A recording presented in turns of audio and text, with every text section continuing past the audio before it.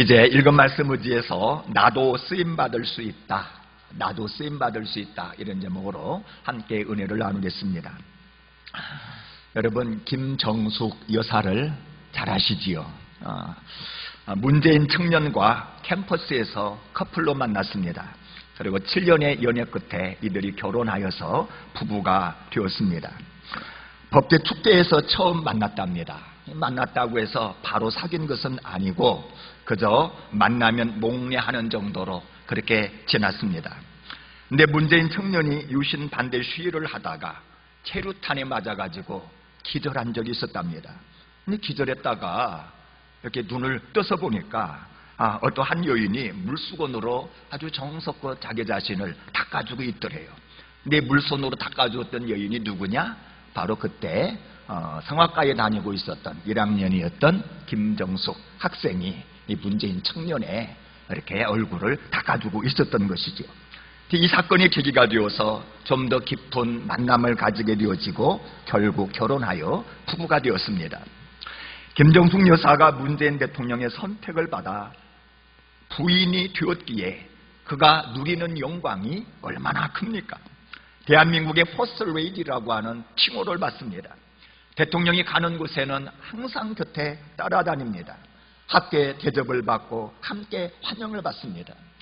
가끔씩 텔레비전에 비춰지는 대통령 외국 순방길에 오를 때 보면은 꼭 같이 비행기에 탑승을 해가지고 다 끝까지 올라간 다음에 싹 뒤돌아서 가지고 환영 나온 이제 그 환송 나온 모든 이제 신료들에게 국민들에게 다 인사를 할 때면은 이 퍼스트 레이디도 같이 다 인사를 하고, 그다음에 순방은 다 마치고 귀국할 때도 보면은 비행기 문이 쫙 열리면은 대통령 내외가 딱 나와가지고 같이 잘 다녀왔습니다, 이렇게 얘기를 이렇게 인사를 할 때 보면 야, 저 김정숙 씨가 대통령 부인으로 선택받아서 누리는 영광이 참 크구나 하는 생각을 하게 되어집니다.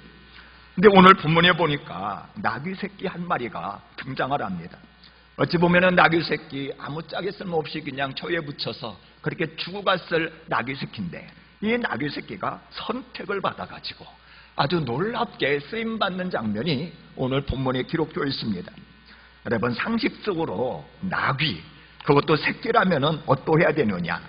뭐 엄마 나귀의 보호나 받고 기껏해야 그저 허드렛 일을 하다가 이름도 없이 빛도 없이 그렇게 죽어가야 될 것이 바로 나귀 새끼의 운명이었을 것입니다. 그런데 메시아가 들어서시니까 완전히 나귀 팔자가 완전히 바뀌게 된 것입니다. 수많은 군중들의 환호성과 박수와 갈채가 쏟아집니다. 얼마나 그날 이 나귀 새끼가 신바람이 났겠습니까? 태어나서 처음 누리는 감격과 환희였을 것입니다. 와, 나 같은 나귀 새끼도 이처럼 존귀한 일에 쓰임받을 수 있구나 하는 자신감에 모르곤 해도 이날은 나귀에게 있어서는 최고의 날이었을 것입니다. 사실 당시 시대적 배경으로 상식으로 볼 때에 나귀 새끼가 예수님께 쓰임받는다고 하는 것은 이것은 상상할 수도 없는 일이었습니다. 왜냐하면 당시 개선 장군이 입성을 하거나 대국의 황제가 방문하면은 고르고 고른 준마를 대령을 합니다. 잘 기른 늠름하고 멋진 준마, 아주 숙달된 준마가 개선 장군이나 이렇게 황제를 모시지, 아니 이런 조그마한 나귀 새끼가 대메시아 예수님 모신다는 것은 상상할 수가 없습니다. 그런데 놀랍게도 예수님이 예루살렘에 입성할 그때에는 나귀가 선택을 받았어요. 그 나귀가 메시아를 등에 업고서 그렇게 입성하면서 수많은 사람들의 박수와 갈채를 받았다는 겁니다. 그래서 이 아침에 우리가 묻습니다. 내가 나를 돌아보아도 나는 진짜 별로 쓸모가 없는 존재였는데, 나는 남보다 나은 점이라고 하는 것은 하나도 없는데 사람들마저도 나를 별로라고 그렇게 여기고 취급을 하는데, 그럼에도 불구하고 내가 쓰임받는 존재가 될 수 있느냐 이 말이에요. 그리고 내가 쓰임받는 존재가 되기 위하여서 알아야 될 내용이 무엇인가 하는 것입니다. 자, 오늘 말씀을 통하여 우리 주님의 음성을 들으시고 저와 여러분들도 남은 인생 살아가는 동안에 이 나귀 새끼처럼 아름다웠고 귀하게 쓰임받는 은혜가 있기를 주 이름으로 축복합니다. 자, 우리가 어떻게 쓰임받는 인생이 될 수 있느냐? 첫 번째로 하나님의 계획을 믿으셔야만 합니다. 나를 향한 하나님의 계획이 있음을 우리는 알고 믿어야 된다는 겁니다. 여러분, 이날 쓰임받은 나귀 새끼는 이렇게 쓰임받도록 계획되어 있었다고 하는 사실을 여러분들 아십니까? 여러분, 구약성경 스가랴는 BC 480년에서 470년 사이에 쓰여진 책입니다. 그러니까 예수님이 입성하시기 전 500년 전에 쓰여진 책이 바로 스가랴입니다. 그런데 바로 그 스가랴 9장 9절에 이렇게 기록이 되어 있습니다. 시온에 따라 크게 기뻐할지어다. 예루살렘에 따라 즐거이 부를지어다. 보라, 내 왕이 내게 임하시나니 그는 공의로우시며 구원을 베푸시며 겸손하여 나귀를 타시니 나귀의 작은 것 곧 나귀 새끼니라 그랬어요. 이미 나귀 새끼를 타고 예루살렘 성에 입성할 것이라고 500년 전에 예언되어 있었다 이 말이죠. 그리고 그 예언한 그대로 오늘 이 나귀 새끼가 선택되어 예수님을 모시는 귀한 일에 수동될 수 있었다는 것입니다. 그리고 본문 4절에서 5절에 보면은 500여 년이 지난 지금 예언이 그대로 성취되었다고 하는 겁니다. 여러분, 이 사실이 오늘의 우리에게 시사하는 바가 무엇입니까? 본문에 등장한 나귀는 이미 500여 년 전에 예수님께 쓰임받기로 작정되어 있었다라는 거예요. 여러분, 이 사실이 진짜 귀하고 놀랍지 않습니까? 마태복음 10장 29절에 말합니다. 참새 두 마리가 한 아사리온에 팔려가지 않느냐. 그러나 하나님께서 허락하지 않으시면 그 한 마리도 땅에 떨어지거나 거저 팔려가지 않는다. 하나님이 놀라운 주권적 섭리 가운데 이 미물에 참새 한 마리도 있다는 겁니다. 10장 30절에 말합니다. 너희 머리털까지 다 세신 바 되었다. 우리 하나님은 우리의 머리털 하나까지라도 지금 다 세고 계시는 주권의 하나님이시고 섭리의 하나님이라는 것입니다. 자, 그러면 여러분 생각해 보세요. 나귀 새끼 한 마리도 쓰임받을 계획이 있었다면 저와 여러분이 이 세상에 태어났을 때에 계획 없이 하나님께서 아무런 생각 없이 이 땅에다 그냥 던져 놓았겠냐 이 말이에요. 여러분, 절대 그렇지 않습니다. 여러분, 사도 바울 보세요. 이방인과 또한 임금들 이스라엘 자손들의 주의 이름을 전하기 위하여 택한 나의 그릇이라 그랬습니다. 그래서 하나님께서 때가 되매 택해 놓으셨다가 때가 되매 다메섹 도상에서 이 바로 사도 바울을 부르셔서 이방의 복음을 전하는 귀한 사도로 쓰셨던 것입니다.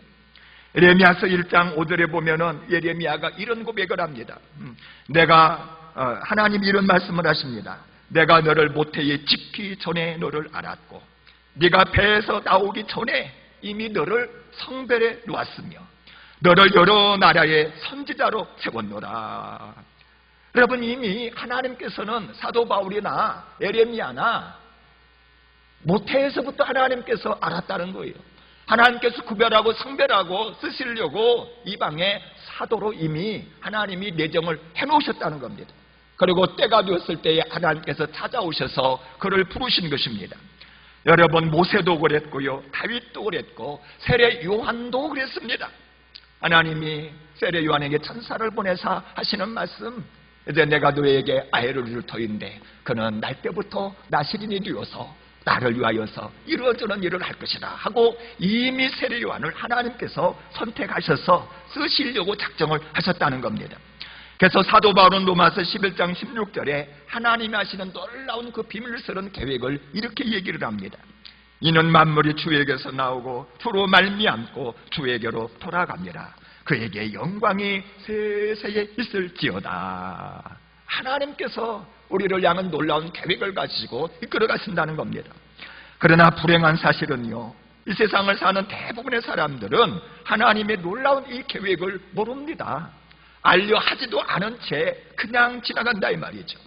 그저 우연히 태어나서 어떤 목적도 없이 그렇게 살아간다는 것입니다. 여러분, 그렇지 않습니다. 성경은 분명히 우리에게 말합니다. 이 백성은 내가 나를 위하여 지었나니 나를 찬송하게 하려 함이니라. 여러분, 하나님께서 놀라운 목적과 계획을 가지고 저와 여러분 한 사람 한 사람을 지으셨고 그래서 이 땅에 보내신 나야말로 하나님의 놀라운 계획과 섭리가 있는 사람이라고 하는 이 사실을 이 말씀을 의지하여 확신하는 이 시간 되시기를 주의 이름으로 축복합니다. 자, 우리가 어떻게 쓰임받는 인생이 될 수 있을 것인가? 두 번째로 예수 그리스도의 주권을 인정하셔야만 합니다. 여러분, 오늘 본문 1절에서 3절을 보면은 예수님께서 제자들에게 그렇게 말씀을 하세요. 제자들을 보내시면서 2절에 보니까 너희는 맞은편 마을로 가라. 가서 보면은 매인 나귀와 나귀 새끼가 함께 있는 것을 너희가 보리라. 그래서 보면은 그것을 풀어서 내게로 끌어오라. 그 다음에 3절에 만일 누가 무슨 말을 하거든 주가 쓰시겠다 하라. 그리하면 즉시 보내리라. 예수님이 제자들을 보내면서 이런 말씀을 하셨어요. 그런데 우리는 여기서 두 가지 놀라운 사실을 발견하게 되어집니다. 하나는 예수님께서 이 나귀들의 존재에 대해서 사전에 어떤 조사를 해서 알아본 일이 하나도 없다는 겁니다. 또 하나는 그럼에도 불구하고 예수님께서는 이 나귀들이 어디에서 무엇을 하고 있었는지, 나귀의 주인이 어떻게 하실 것인지도 정확하게 다 알고 계셨다는 것입니다. 알 수 있는 사실이 무엇입니까? 예수님이야말로 이 나귀들의 진정한 주인이라고 하는 것입니다. 인간 주인이 실제적인 주인이 아니라 내가 실제적인 이 나귀의 주인이라는 거예요. 그래서 사전에 조사해보지 않아도 다 알고 계셨어요. 사람 주인이 어떻게 할지도 예수님은 다 알고 계셨어요. 그 모든 걸 알고서 제자들을 바로 그 나귀에게로 보내셨다는 것입니다. 여러분, 이것을 가르쳐 우리는 신앙요원으로 그리스도의 주권이라 이렇게 얘기를 합니다. 예수님은 분명히 평범한 인간이 아니셨습니다. 우리의 모든 것을 다 알고 계시는 전지전능하신 하나님인 것입니다. 여러분, 요한복음 1장 47절 이하에 보면은 난생 처음에 예수님이 나다네엘을 딱 보셨어요. 나다네엘을 딱 보자마자 예수님이 뭐라고 말씀하신 줄 아십니까? 보라, 이는 참으로 이스라엘 사람이라 그 속에 간사한 것이 없도다 그랬습니다. 첫 대면입니다. 목소리 한번 들어본 적이 없습니다. 그런데 나다네엘을 딱 보자마자 참 이스라엘이다, 그 속에 간사한 것이 없도다 이렇게 말씀하십니다. 나다네엘이 깜짝 놀라서 묻습니다. 아니, 예수님, 나를 본 적도 없는데 오늘 난생 처음 대면하는데 어떻게 예수님께서 나를 아십니까? 이렇게 얘기했어요. 그때는 예수님이 하시는 말씀, 빌립이 너를 부르기 전에 네가 무화과 나무 아래에 있을 때에 내가 부었다.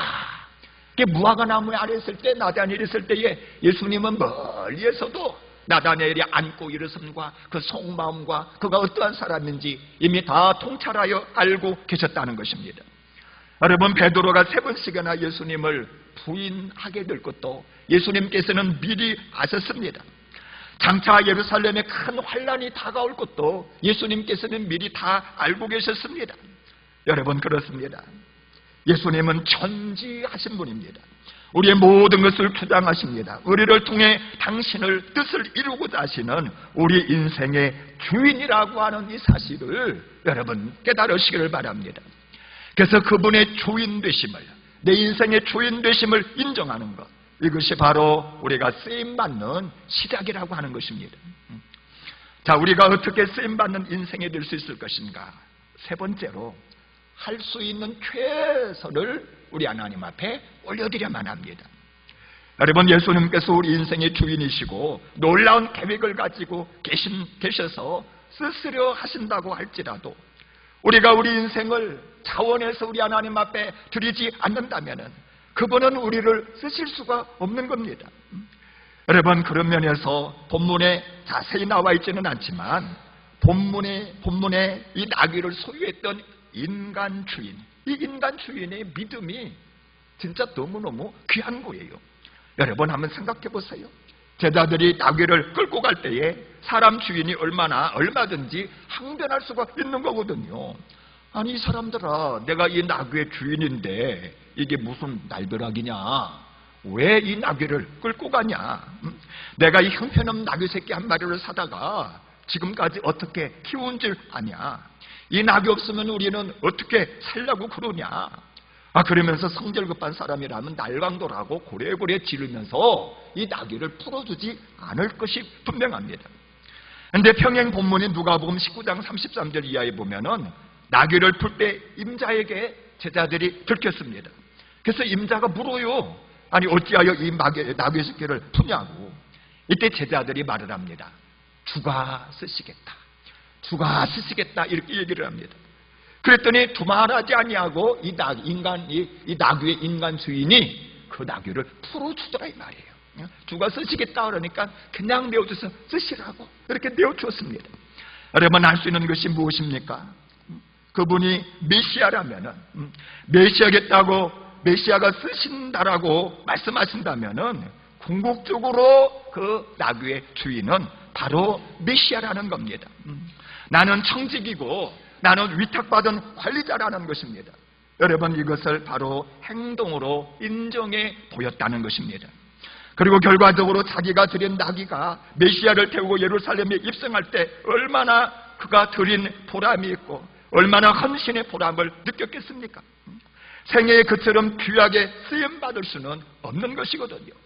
여러분 그렇습니다. 우리 인생 우리가 가진 것 진정한 주인이신 주님께 최선으로 드릴 때에 가장 가치 있게 쓰임받을 수 있는 줄을 믿으시기를 주 이름으로 축복합니다. 여러분 베드로와 그 11 제자 한번 생각해 보세요. 갈릴리 바다에서 평생 동안 고기나 잡아먹고 그렇게 살 팔자였습니다. 그런데 우리 주님께서 다가오셔서 쓰시려는 계획을 말씀하셨습니다. 나를 따라오너라. 내가 너를 사람을 낳는 어부가 되리라. 나를 따르라. 그랬을 때 모든 것 던져두고 우리 하나님 앞에 자기 자신을 드렸습니다. 이때 우리 하나님께서 이들을 얼마나 귀하고 아름다우게 쓰셨는지 여러분 기독교 역사를 설명할 때에 제자들을 빼놓고는 설명할 수가 없을 것입니다. 놀랍게 쓰임받아서 오늘날 우리가 이곳에 있는 것입니다. 그러나 여러분 불안하게도 이렇게 예수님의 주권을 믿고 헌신한 사람들이 우리 주변에는 그리 많지 않다는 것입니다. 계획 가운데 청함을 받았는데 이 핑계 저 핑계 되면서 불순종하는 경우가 참 많습니다. 아이고 나는 밭을 사가지고 밭을 보러 가야 됩니다. 아유 나는 소를 샀는데 소를 갖다가 시험하러 가야만 합니다. 아유 나는 장가를 들어가지고 내 아내를 기쁘시게 하는 일에 가야만 합니다. 어떤 사람은 쟁기를 쥐고서 자꾸 뒤돌아본다 이 말이죠. 그래서 자기 자신을 드리지 아니하므로 우리 하나님께서 놀랍게 쓰시는 계획이 있음에도 불구하고 쓰임받지 못할 때가 너무나 많다는 것입니다. 이것을 바로 많은 사람들이 쓰임받지 못하고 인생을 살려고 하는 이유인 것입니다. 그래서 이사야 선지자도 이사야서 1장 3절에 이렇게 얘기를 합니다. 소는 그 임자를 알고 나귀는 그 주인의 구유를 알건만은 이스라엘은 알지 못하고 나의 백성은 깨닫지 못하는도다. 그렇게 말씀하셨습니다. 여러분 주님께서 나를 쓰시기도 할 때에 나의 진정한 주인은 우리 하나님인 줄 알고 우리 하나님 앞에 내 자신을 최선으로 내어드리시기를 주 이름으로 축복합니다. 그때 우리 하나님께서는 우리를 놀랍게 쓰시는 겁니다. 자, 우리가 어떻게 쓰임받는 인생이 될 수 있을 것인가? 네 번째로 우리 주님이 나 같은 사람도 충분히 들어 쓰신다고 하는 것을 여러분 깨달으셔야만 한다는 겁니다. 여러분 예수님께서 나귀, 그것도 새끼 나귀를 타시고자 할 때에 가장 놀랍고 당황스러워 피하고 싶었던 존재는 어쩌면은 나귀 새끼 자신이었을 거예요. 나귀 새끼 자신이 굉장히 당황스러웠을 것입니다. 생각해 보세요. 이것은 격이 맞지가 않습니다. 안에 만왕의 왕이시고 만주의 주가 입성을 하시는데 그렇다면 세상에서 가장 멋지고 늠름하고 아름다운 준말을 타고 들어가야지요. 아니 대통령이라 그러면은 고급 리무진 방탄으로 된 거 멋진 거 타고 쫙 가셔야지 기껏 타고 가면 되겠습니까? 이건 신분에 맞지 않고 이 전통에도 맞지 않아요. 그래서 나귀 새끼가 생각했을 겁니다. 아이고 내가 왕을 모신다는 건 있을 수가 없습니다. 이렇게 생각을 했을 것입니다. 설사 10걸음을 양보해서 나귀가 헌신하려고 해도 이 나귀는 아무리 보아도 능력이 없는 것입니다. 아직은 새끼인지라 힘에 부칩니다. 힘이 있달지라도 경험이 없어서 어찌할 줄 모를 것입니다. 한편으로 보면은 보통 귀찮고 왕을 모신다는 것이 까다롭고 보통 어려운 일이 아닌 것입니다. 여러분, 멍에 메어보지 않은 소에게 일을 시켜본 적이 있습니까? 참 일시키기 힘듭니다. 옛날 아버지가 농사 지을 때 보면은 농사철에 쏘레질할랴 밭갈랴 정신없이 소가 많이 풀하다 보니까 동네에 소가 없는 거예요. 소가 없어. 그러면 아버지가 고민하다가 안 되겠다고, 아직 한 번도 지금 멍에를 배워보지 않았지만 저 새끼 좀 써야 되겠다고. 그래가지고 이 새끼 갖다가 이게 멍에 이렇게 해가지고 하면은 막 이 소가 막 벌떡벌떡 뛰고 도무지 일을 할 수가 없는 겁니다. 본문의 나귀 새끼가 조용히 능숙하게 예수님을 태우고 입성한다고 하는 것은 이건 진짜 불가능한 일입니다. 그래서 나귀 입장에서는 쓰임받는 것도 좋지만 당황스럽고 힘들어서 도망가고 싶은 마음이 막 굴뚝같이 일어났을 것입니다. 여러분, 모세가 그랬습니다. 하나님이 내가 너희들을 쓰겠다 그랬을 때 모세가 대번에 했던 얘기가 뭡니까? 아니, 내가 어떻게 나 같은 존재가 바로 앞에 섭니까? 내가 함께해서 내가 함께한다 그랬더니 그 다음에 하는 얘기가, 아이고 나는 입이 둔한 사람입니다. 내가 이 입술을 가지고 어떻게 하나님의 말씀을 전합니까? 예레미야도 그랬습니다. 나는 어린아이입니다. 내가 어떻게 주의 말씀을 전합니까? 베드로도 그랬습니다. 아이고 하나님, 나는 죄인으로서이다. 나를 떠나가소서. 내가 어떻게 주의 일을 감당한다고 그럽니까? 그런데 본문을 보면은요, 나귀가, 그것도 새끼가, 그것도 족자가 너무너무도 훌륭하게 예수님을 모시고 예루살렘 안으로 들어갔다는 겁니다. 아니, 새끼이기에 더 인상적입니다. 처음이기에 더욱더 긴장감이 있습니다. 어쩌면 설레이는 마음으로 사명을 감당할 수 있었을 거라 이 말이지. 그러면 어떻게 해서 이처럼 사명을 완수할 수가 있었느냐? 여러분, 능력이 나귀에게 있었던 것이 아니었다는 겁니다. 능력은 바로 주님께 있었다는 것입니다. 여러분, 우리 주님은 아주 겸손한 분입니다. 준마가 아니라 나귀, 그것도 새끼라도 기쁨으로 선택하여 자랑스럽게 쓰실 수 있는 분이 바로 우리 주님이십니다. 우리 주님, 그분은 마국간에서 태어난 분이에요. 세리와 창기의 친구가 되신 분입니다. 나귀 새끼라도 소중하게 여기고 나귀 새끼라도 귀하게 여기시면서 얼마든지 쓰실 수 있는 마음이 겸손한 분이 바로 우리 주님인 것을 여러분 깨달으시기를 바랍니다. 여러분, 나귀 새끼의 성품도 잘 알고 계시고요, 나귀 새끼의 힘의 정도도 우리 주님은 너무나 잘 알고 계세요. 다 아시기에 감당할 수 있는 힘을 주어서 사용하시는 분이 바로 우리 주님인 것을 여러분 기억하시기를 바랍니다. 그래서 소년 다윗도 바로 주님이 들어서셔서 골리앗을 눕힐 수 있었고요, 갈릴리 어부 출신들을 우리 주님은 선택하셔서 세상을 뒤흔들어 놓은 줄로 믿으시기를 바랍니다. 따라서 주님이 쓰시겠다 할 때에 내 능력, 내 경험보다 주님의 경험과 주님의 능력, 우리 주님의 전능하심을 믿고 여러분 자신을 그저 내어 놓으시기를 바랍니다. 내게 능력 주시는 데 안에서 내가 모든 것을 할 수 있느니라. 우리 주님을 믿는 믿음으로 헌신하여 주님 앞에 귀하게 쓰임받을 수 있는 저와 여러분들이 되시기를 주 이름으로 축복합니다. 여러분, 닉 부이치치라고 여러분들도 이미 잘 아실 것입니다. 이 닉 부이치치는요, 태어날 때부터 팔과 다리가 없었어요. 단지 작은 왼발에 발가락 2개만 있었어요. 발가락 2개. 한번 상상을 해봐요. 나무 토막같이 이렇게 생겨가지고 발가락 2개만 이렇게 있는 거예요. 그러니 얼마나 많은 시련이 있었겠습니까? 또래 아이들이 걷고 뛰고 뛸 무렵에 남들과 다른 자신의 모습에서 삶의 기쁨보다는 좌절과 고통을 먼저 배웠던 사람이 닉 부이치치였습니다. 응습바지 어린아이로 부모의 사랑을 듬뿍 받아야 될 10살쯤에 신체 장애로 인해서 남에게 거절당하고 남에게 무시당하고 그래서 자살 충동 느끼고 실제로 자살을 몇 번 시도하기도 했던 사람이 바로 닉 부이치치입니다. 그러던 어느 날 요한복음 9장을 쭉 읽어가다가 예수님께서 소경을 고치시는 장면을 제가 접하게 되었습니다. 소경이 자신의 죄도 아니고 조상의 죄도 아닌 하나님의 영광을 위하여 날 때부터 소경되었다. 하나님의 영광을 위하여서 날 때부터 소경되었다. 이 말씀에 치유를 경험합니다. 자신이 사지가 없던 사람으로 태어난 것도 하나님의 놀라운 계획과 섭리가 있다는 것을 그가 깨닫게 되어진 것입니다. 그러면서 발가락 하나밖에 없는 자신의 삶을 그는 감사하기를 시작을 했습니다. 그날부터 팔 둘레로 이렇게 수영하는 것을 배웁니다. 줄넘기를 배우고 골프를 배우고 스포츠를 그가 배우게 되어집니다. 그리고 호주 그린스 대학에서 회계학과 재무학을 복수 전공하게 되어집니다. 그러던 어느 날 하나님의 계획을 좀 더 구체적으로 알게 되었습니다.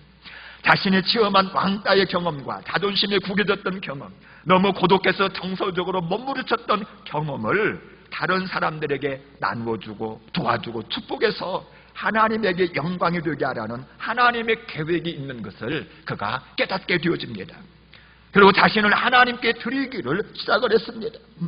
지금은 수족 없는 삶 비영리 단체를 만들어서 세계 방방곡곡을 누비면서 수많은 사람들에게 희망 마이스를 퍼뜨리고 있는데, 얼마나 많은 사람들이 이 닉 부이치치로 인하여 영혼에 깨어나고 삶의 자신감을 갖게 되어지고, 와, 하나님께서 참으로 나에 대한 놀라운 계획 가운데 쓰시려 하는구나, 이걸 깨닫고 하나님 앞에 영광을 돌리는 줄 모릅니다. 닉 부이치치는 간증 중에서 이렇게 이야기를 합니다. 생각해 보십시오. 제가 자살했다면 오늘 얼마나 많은 것을 놓쳤겠습니까? 그러나 조금만, 아주 조금만 참고 깜박깜박 꺼져가는 불꽃을 부여잡고 예수님을 만나시기를 바랍니다.